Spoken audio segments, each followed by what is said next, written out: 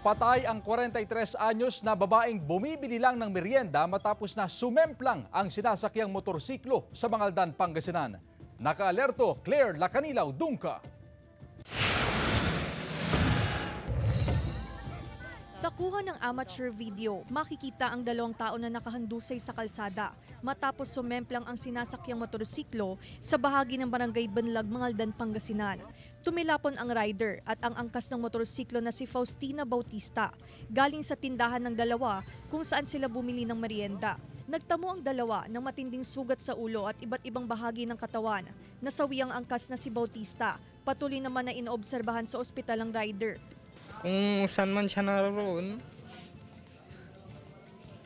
sana palagi niya kaming bantayan at palagi siyang masaya.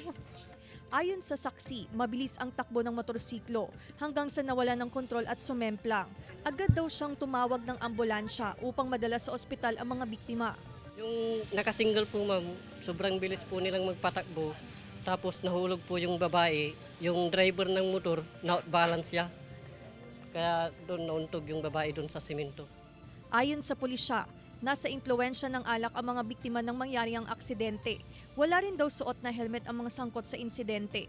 Ayon sa pag-iimbestiga natin, yung dalawang involved, yung driver sa yung back ride, nakainom po ng alak. At parehas po sila na wala pong helmet.